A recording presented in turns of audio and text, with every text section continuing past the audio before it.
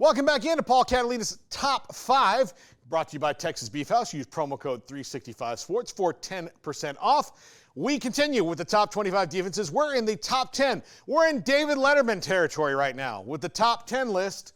So let's get to it. Number 10, Alabama. And Jack is not watching this right now, but I picked this GIF just for him because I knew how much of a fan he is of Rick and Morty. But most years, Alabama's defense is going to be ranked in the top 5. There's attrition there that they haven't had before. There's going to be a really good team. It'll be a really good team on defense, but they're not going to have the kind of depth that they had under Nick Saban, at least not for a little while, and maybe not ever again. Kalen DeBoer can have a great run at Alabama and never have that kind of depth. No coach in the country may ever have that kind of depth again because it was so singular to Nick Saban in his era and his time, but they'll still be really, really good.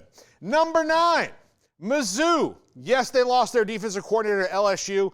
LSU not on this list because we've got to see them do it and use Harold Perkins in the right way.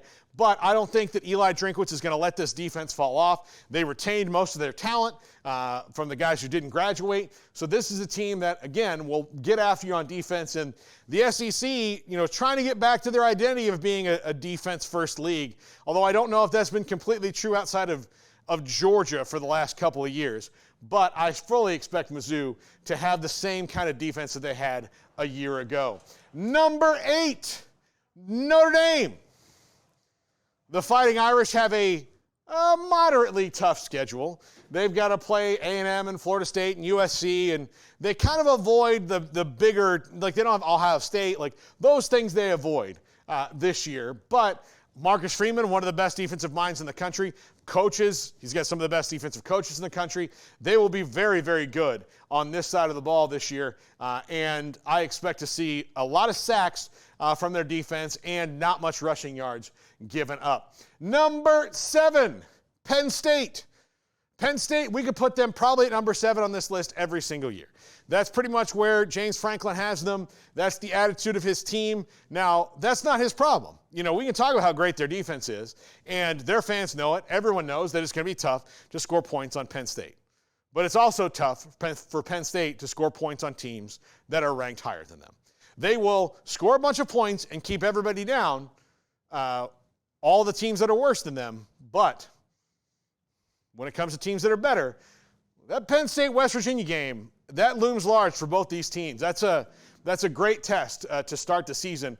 Both teams are better, in my opinion, than they were last year on both sides of the ball, so it should be a wild tilt to start out the year. And number 6, Iowa.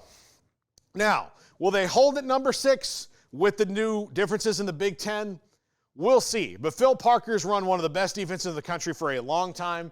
I don't think that's going to stop. Now, will their games look a little bit different? Will they look kind of like the Big Ten championship game against Michigan last year that was, 35-3 or 35-0, whatever it was, where eventually you just can't hang when you got to play teams like Oregon and USC and Washington, and more of those teams come through your schedule and less Minnesota's and Purdue's? Yeah, probably. But still, I think they're going to be an elite defense and worthy of a top 10 ranking because if they're not, then Kirk Ferentz will physically disintegrate.